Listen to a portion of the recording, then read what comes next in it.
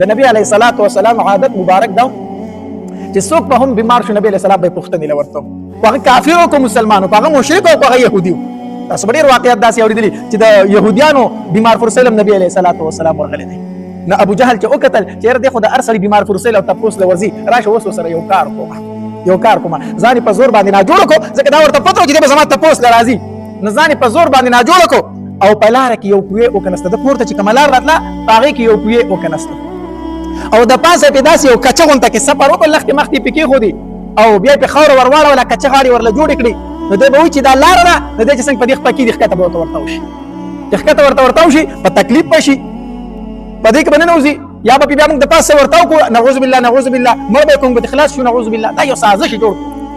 ځان بیمار کو کوی او کنستو بیا نبی علیہ الصلوۃ والسلام پس یو کس ولېګو چې هغه ته و چې ابو جهل بیمار دی خبره کا ابو جهل بیمار دی کس ورغه نبی علیہ الصلوۃ والسلام ته ویل عمرو بن هشام چې هغه بیمار دی ابو جهل نو تماشې نه ورخاره کیږي نبی علیہ الصلوۃ والسلام فرمایل ولې ناراضي چې تماشې وکړو کنه هغه بیمار دی پښتون لته غواړي نبی علیہ الصلوۃ والسلام را روان شو ابو جهل خوشالي ده چې کوی متکنسته په دې کې ورته وشي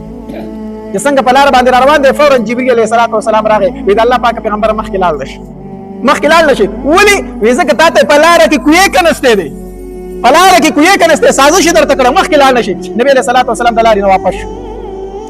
شو ابو جهل خبر شو وی نبی علیہ السلام د کور خواته را رسیدل خو واپس روان شو بیا واپس شو هغه ډیر زیات ورخطا شو ښا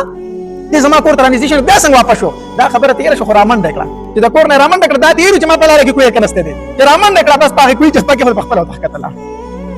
وی مکنه د بل سړی په لار کې چې رستا به د کوی په غاړه لار شي رامنډه کړه په کوی چې پاکه خپل او تحقیق چې ښکته ورته لاړو په پاسه په خوري موري هر څه ورلو چې کړي خلک چې ټول شو ابو جهل کوی ته ورتاو شو ابو جهل کوی ته ورتاو شو دی خلک راضي رسۍ راوړي خو چې رسۍ ښکته کې غلم دي چار څومره وګړه رسۍ راوړي خو چې کوی ته ورښکته شي هغه شي لنډه شي دا د نبی له سلام معجزه وا خلکو وسه وکړه خو ابو جهل کوی نه چارو نيست ابو جهل کوی نه رښتل کېږي خلکو وسه وکړي ابو جهل ورته ځان مستړی کوي د ښکته نه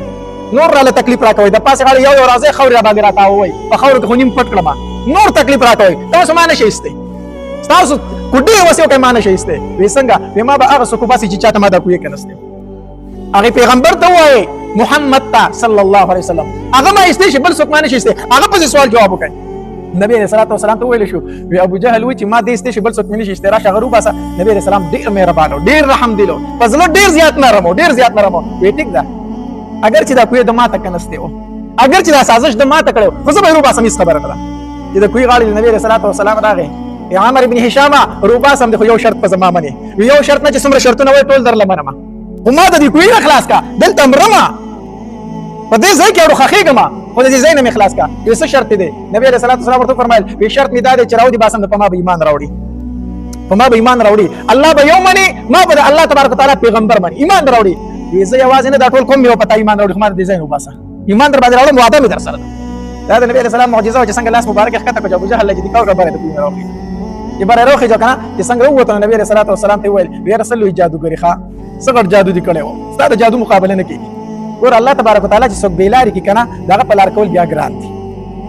کوم انسان چې الله بیلاری کو کنه داغه په لار کول بیا ګران کار دی نو ابو جهل چې څنګه د کوی نه راوکاګو ډیر لوی جادوګری ښا جادو دي کړو الله نو بل انسان ګور تکلیف چاته ورکاو نبی علیہ الصلوۃ والسلام سازش چاته جوړ کړ نبی علیہ السلام د کوی ورته ول الله پاک په خپل غریب تار ولا يحيق المكر السيء الا باهله چاته چې بد تدبیر کو په تدبیر کې په خپل غریب تار کېږي چاته د کند کنسته په کند کې په خپل ورځي کې بل تکند مکنه بل لخپی موخه په خپل بر رسوا شو ذلیل بشي